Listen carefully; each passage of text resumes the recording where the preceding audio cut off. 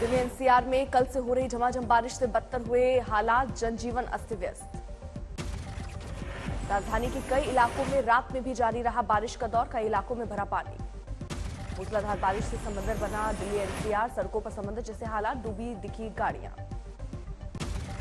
दिल्ली में सबसे ज्यादा पालम इलाके में बारिश, रात 8:30 बजे तक करीब 81 मिलीमीटर तक बरसे बादल। लगातार बारिश के बाद राजधानी के कई इलाकों में जल जमाव से गहराया संकट, रेंगती नजर आई गाड़ियां। दिल्ली एयरपोर्ट जाने वाले रास्ते पर भरा पानी, ट्रैफिक हुई ठप, दिखी गाड़ियों की लंबी कतार। कई घंटे तक दिल्ली की जाम में फंसे रहे यात्री, देर रात तक बढ़ी रही आफत। भारी बारिश के बाद गुरुग्राम में बुरा हुआ हाल, बीती रात दिल्ली गुरुग्राम हाईवे पर 5 किलोमीटर तक लंबा दिखा जाम। जल जमाव की वजह से गुरुग्राम के हर हिस्से में जनजीवन ठप, ट्रैफिक की रफ्तार पर लगा ब्रेक। गुरुवार से लगातार बारिश के बाद गुरुग्राम की बिगड़ी हालात, दिल्ली हाईवे पर समंदर जैसे हालात।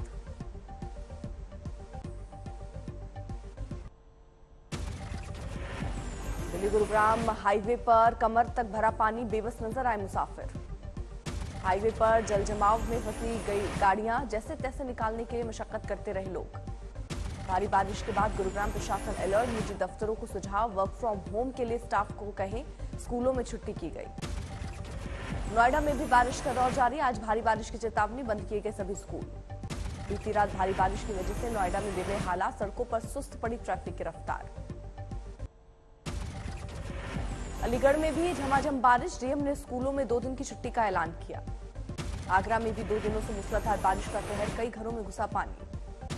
फिरोजाबाद में भी लगातार बारिश से जनजीवन पर असर, आज वहां सभी स्कूलों में 8वीं तक की छुट्टी। यूपी के बांदा में आकाशीय बिजली गिरी, 2 लोगों की मौत। उत्तरकाशी में गंगोत्री नेशनल हाईवे पर बिगड़े हालात, लगातार बारिश की वजह से कई तीर्थयात्री फंसे। मिशन 2024 के लिए अमित शाह आज 2 दिन के बिहार दौरे पर, सीमांचल के पूर्णिया और किशनगंज में कार्यक्रम। पूर्णिया में दोपहर में गृह मंत्री शाह की रैली, शाम को किशनगंज में बीजेपी नेताओं के साथ बैठक। मुस्लिम बहुल इलाके में अमित शाह के कार्यक्रम, किशनगंज में शनिवार को जनसभा को करेंगे संबोधित। गृह मंत्री के दौरे पर सत्ताधारी पार्टी आरजेडी को नजर आया साजिश, तेजस्वी ने लगाए गंभीर आरोप।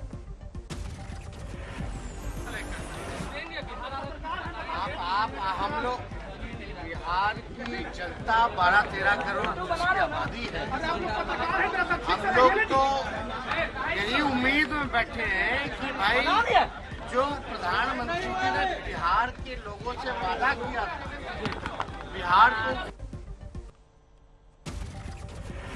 तेजस्वी के आरोपों पर बीजेपी का पलटवार, पार्टी नेता रविशंकर प्रसाद बोले, लालू, नीतीश, तेजस्वी सब इस दौर से परेशान। मुख्यमंत्री जी को बिहार में आने के लिए लालू जी और नीतीश जी से वीजा देना पड़ेगा क्या? फिर वही भाषा। बीजेपी ने सीमांचल में बढ़ती मुस्लिम आबादी का मुद्दा उठाया, बांग्लादेशी घुसपैठियों और रोहिंग्या मुसलमानों को बाहर करने के लिए एनआरसी लागू करने की मांग की। केंद्रीय मंत्री गिरिराज सिंह का बिहार सरकार पर आरोप, तुष्टीकरण की राजनीति अपना रहा महागठबंधन, इसलिए बांग्लादेशी घुसपैठ जारी। गृह राज्य मंत्री नित्यानंद राय का आरोप, महागठबंधन सरकार सीमांचल क्षेत्र बांग्लादेशी घुसपैठियों और रोहिंग्यों को अपना वोट बैंक समझती है। कांग्रेस के अध्यक्ष पद की चुनाव प्रक्रिया के बीच आज राहुल गांधी पहुंच रहे हैं दिल्ली, आगे की रणनीति पर पार्टी नेताओं संग चर्चा की उम्मीद। कोच्चि में राहुल से मुलाकात के बाद अशोक गहलोत का बयान, अध्यक्ष पद के लिए वो भरेंगे नामांकन पर्चा। आपने नामांकन भरूंगा मैं, उसके बाद में प्रक्रिया होगी, चुनाव भी हो सकता है, नहीं भी हो सकता है, ये डिपेंड करेगा आने वाले वक्त। कोच्चि में राहुल गांधी से मिले अशोक गहलोत, सूत्रों के मुताबिक दोनों में राजस्थान में मुख्यमंत्री पद के दावेदार को लेकर भी हुई चर्चा। आज तक से खास बातचीत में राजस्थान के सीएम पद दावेदार को लेकर गहलोत ने साधी चुप्पी, बोले देखते हैं वहां क्या स्थिति बनती है।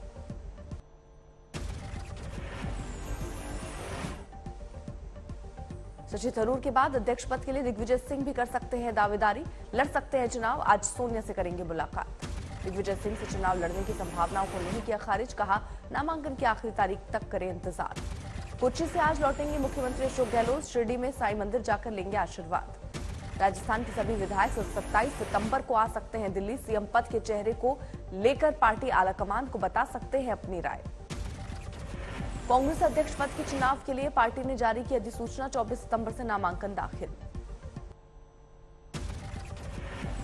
पीएफआई के खिलाफ एनआईए और ईडी की छापेमारी, 15 राज्यों में 150 से ज्यादा जगहों पर रेड में 106 की गिरफ्तारी। एनआईए ने पीएफआई से जुड़े 45 लोगों को किया गिरफ्तार, अन्य 61 की ईडी और राज्य की पुलिस ने की गिरफ्तारी। एनआईए के एक्शन में सबसे ज्यादा केरल में 19 गिरफ्तारी, तमिलनाडु में 11 गिरफ्तार, 7 केरल, कर्नाटक में 4, आंध्र प्रदेश और यूपी में 1 को पकड़ा गया। 15 राज्यों में 150 से ज्यादा ठिकानों पर छापेमारी के बाद पीएफआई तिलमिलाया, केरल में सुबह 6 बजे से हड़ताल। पीएफआई ने छापेमारी का किया विरोध, केंद्रीय एजेंसियों के खिलाफ बयान, सरकार पर भी साधा निशाना। पीएफआई पर आतंकी गतिविधियों में शामिल होने और फंडिंग का आरोप, मनी लॉन्ड्रिंग और बड़े नेताओं की हत्या की साजिश रचने के भी इल्जाम। दिल्ली के पटियाला हाउस कोर्ट में दिल्ली में गिरफ्तार पीएफआई नेता और कार्यकर्ता की पेशी, 26 सितंबर तक कस्टडी। पीएफआई के समर्थन में आए संभल से समाजवादी पार्टी सांसद सफीकुर रहमान बर्क, कहा वो एक संस्था चला रहे, उनका क्या गुनाह।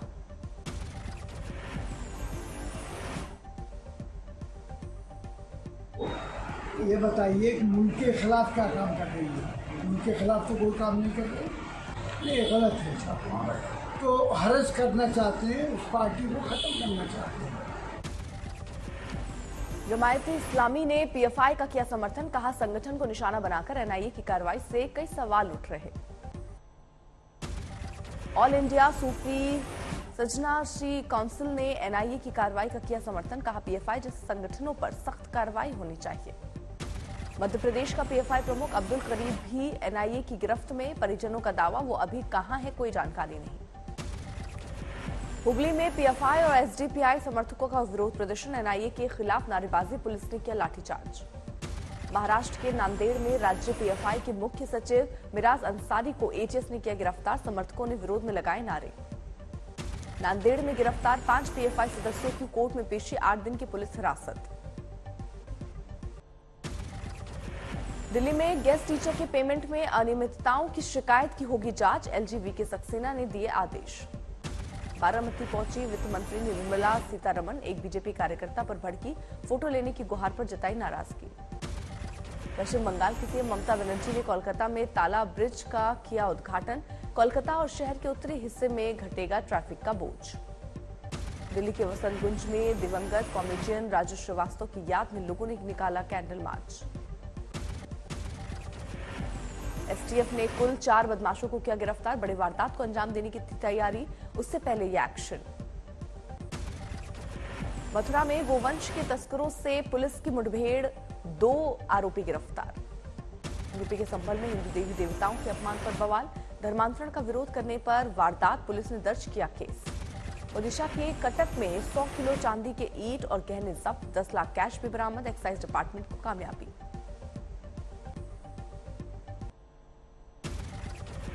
मुंब्रा रेलवे स्टेशन पर रफ्तार भरी ट्रेन की चपेट में आया युवक, हादसे में मौके पर ही उसकी मौत, सीसीटीवी में कैद पूरी घटना।